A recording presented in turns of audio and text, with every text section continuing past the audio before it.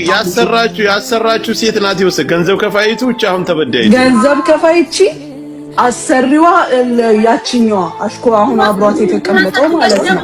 እና ከዛም አልፎ ተርፎ ልጅቷ ባሌ ነው ምን ትፈልጊያለሽ ብላ አብረው የተነሱትን ፎቶ ትልክላታለች። ያኒ በጉዳት ላይ ጉዳት ታለች ልጅቷ። በቀደምለት ይኸው ጁን አስገብተሽ ብትይ ቢሮ ሆነ ተደውሎ ተቆርምዳለች። ይሄ እጅና እግሯ ተቆላልፏል አሉ። ፕሮግራም ስለነበረ ጥለን መውጣት አልቻልንም።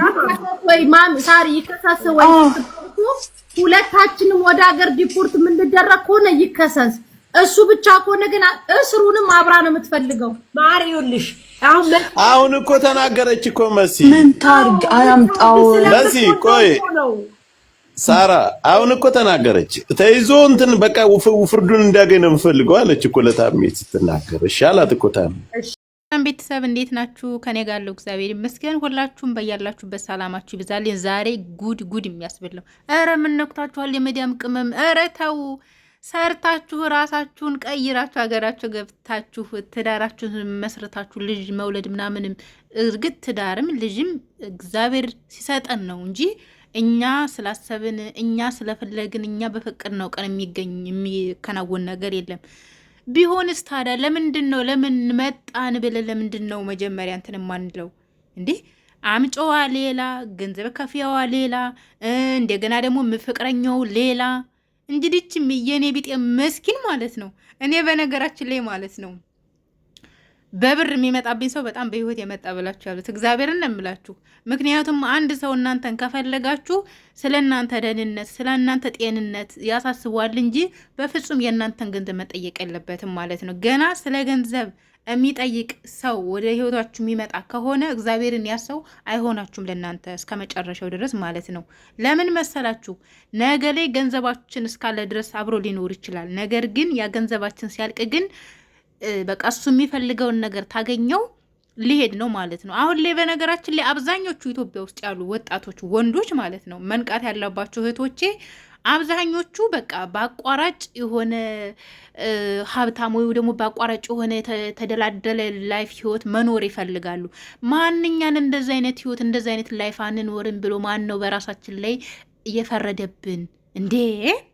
እግዚአብሔርን ንቁ እህቶቼ። ይቻሁን የውሷ ገንዘብ ማለት በቃ ካላንቺ ሴት ካንቺ ውጭ ሌላ ሴት ማቀው የለኝም ብሎ ደላ ላይ ግን በራሴ ጋር ነው የምመጣው ብሎ እሷን ገንዘብ ታስከፈላት በኋላ ይች ልጅ ግን ሌላ የዚህ ልጅ ሌላ ፍቅረኛ አለው ከጎኑ ፍቅረኛ አስቀምጦ ነው የመጣው።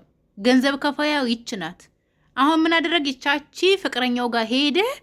አሁን ግን መጨረሻ ላይ ይችኛዋ መጣችሁ፣ ያችኛዋ ግን አገባችሁ ማለት ነው። ባሏ ነው። ከዛም አልፎ ደግሞ ከገንዘቧም ደግሞ በጣም ስለንቦና ጫና ደርሶባታል፣ ደብድቧታል ምናምን ነገር። በቃ ልጅቱ ምንም በቃ መናገር አትችልም ማለት አሁን ላይ ቢሮ ውስጥ ናት ያለችው ምናምን። እንዴ ለምንድን ነው የማታገናዝቡት? እግዚአብሔርን ማንም ሰው ማለት ነው መጥቼ ሰርቼ ለወጣለሁ ብሎ በራሱ ኃላፊነት ኢቭን ራሳችሁ ራሱ ኃላፊነት ወስዳችሁ አታምጡ። ወንድ እግዚአብሔርን ነው የምላችሁ የምመክራችሁ ነገር ኢቭን ለምን ወንድማችሁ አይሆንም? ራሴ በቃ መጥቼ በራሴ ኃላፊነት ሰርቼ ለወጣለሁ ካለ አንድ ሰው ራሱ ተፍጨርጭሮ ራሱ ከፍሎ ይምጣ። ምክንያቱም እኛ እዚህ የምንለፈው እኮ ነገ የተሻለ ህይወት ይኖረናል ብለን ነው እንጂ ለወንድ ልጅ ልናካብት ወይም ደግሞ ለወንድ ልጅ አይሆን አሸብርቆ ምናምን እንዲኖርበት አይደለም። እግዚአብሔርን ነው የምላችሁ። እንድስላችሁ ደግሞ ወንዶቹ እንዳትጨፈጭፉኝ ግን በቃ ተማሩ በማርያም። እንዴ ምን ሆናችሁ ነው? ሰርታችሁ በቃ ተለውጣችሁ ሀገራችሁ ሄዳችሁ ለመኖር አስቡ። እንደዚህ ወንድ ለምንድን ነው እየገዛችሁ የምታመጡት? እግዚአብሔርን ሲጀመር ማለት ነው እኛ 24 ሰዓት ስራ ላይ ነው የምንውለው። እኔ እንደዛ አይነት ስሜት ምን ሰዓት እኔ አድርሷቸው ወደዛ መንገድ እንደሚሄዱ እኔ ብዙ ጊዜ ይገርመኛል። እግዚአብሔርን ውሃ የምንጠጣበት እንኳን ታይም አናገኝም አንዳንዴና ምናየው የምንሰማው በቃ እርግጥ ሁሉም ተመሳሳይ ነገር ነው የምንሰማው። ሁሉም ተመሳሳይ ነገር ነው የምናየው። መቼ ነው የምትነቁት? እግዚአብሔርን መቼ ነው የምንነቀው እኛ እህቶቼ? እንዴ ማንኛ የተሻለ ህይወት መኖር የለብንም አላችሁ?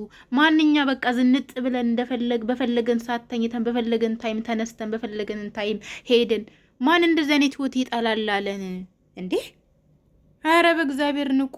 አረ ነፍስ ወቁ። በስመ አብ ማርያምን ጉድ እኮ ነው የሚያስብለው። ዛሬ ደግሞ የሰማሁት ይሄ ነገር ያው መጨረሻ ላይ እንዲሁም ደግሞ ሌሎቹም